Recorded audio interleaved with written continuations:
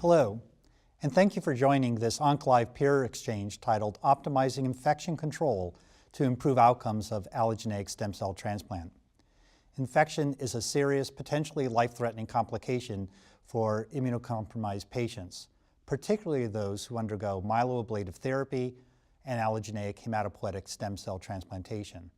In this OncLive peer exchange panel discussion, my colleagues and I will discuss the latest information regarding optimizing infection control to improve outcomes in transplant patients. I am Dr. Harry Erba. I am a professor of internal medicine and director of the Hematologic Malignancy Program at the University of Alabama at Birmingham in Birmingham, Alabama.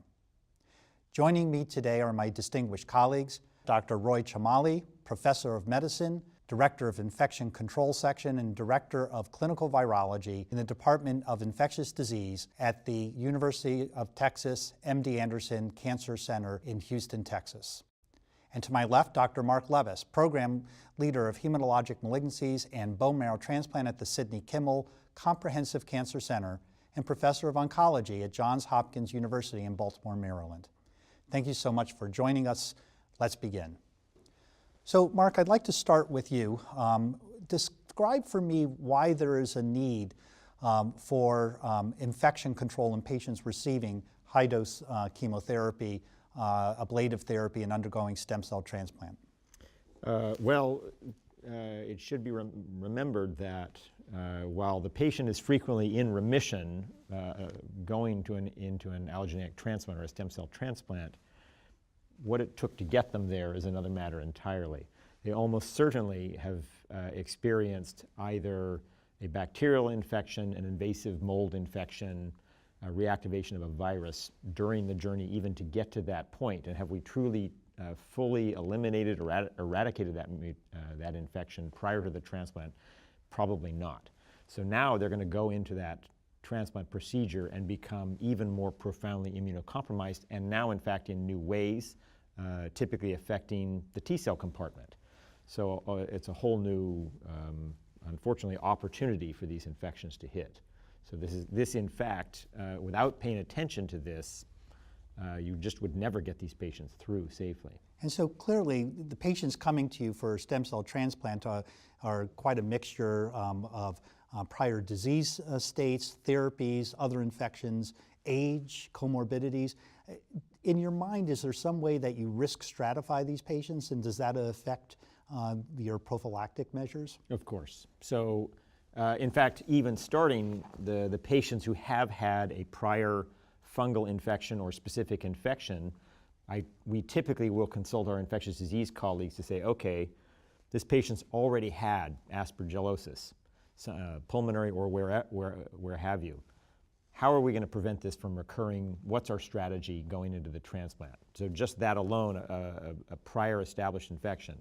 Second, the degree to which they got that you had to treat them to get them to the point where they're going to undergo transplant. So frequently we might choose transplant for a second remission or somebody who we've gotten back into remission after they've relapsed. That person has already had multiple rounds of intense immunosuppression, so they're at higher risk.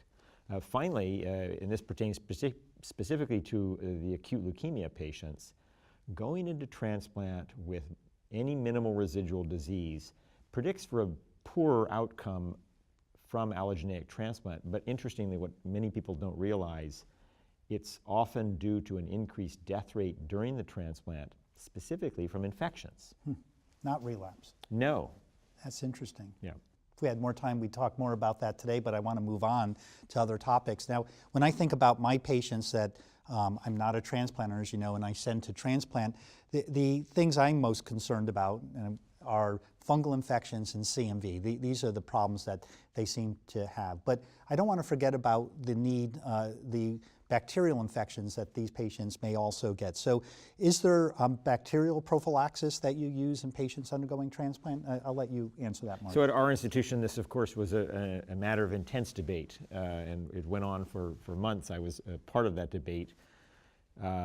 Certainly gram-negative rods need to be prophylaxed against, and everybody could agree that a fluoroquinolone was your best choice there for that. It was the question of whether or not we could get away with just a penicillin and even which penicillin we would use. And that I'll defer to our infectious disease colleague to come down on the answer for that. So certainly just bacterial, both gram-positive and gram-negatives need to be covered. This is going to date me, but I remember the days when we gave oral non-absorbable antibiotics to cleanse the gut. Do we do that anymore? No, actually, it's not a routine practice at the present time. And the reason is first, the rate of resistance by doing this kind of strategy is pretty high. Unfortunately, the bacteria adapt rather quickly to any threat that they are exposed to, and they become resistant to this non-absorbable antibiotics. I would add also, for bacterial prophylaxis, you have to know what's going on in your institution, what kind of multi-drug resistant organism that you encounter the most, and that's how sometimes you base your prophylactic regimen. Although most of us will still recommend fluoroquinolones because you want to prevent mainly strep viridans from in patients with oral mucositis from conditioning regimen for their allogeneic transplant, or antibacteriaceae as well when they have most probably GI ulceration from their also chemotherapy. So they still work pretty well, although we see some breakthrough infection, unfortunately, because of the resistance. And that's becoming a real problem. We've had several patients develop multi-drug resistant gram-negative rods, where literally we have a conference on each patient. What's our strategy for preventing recurrence of this organism during transplant? So it's gotten very complicated, obviously. But let's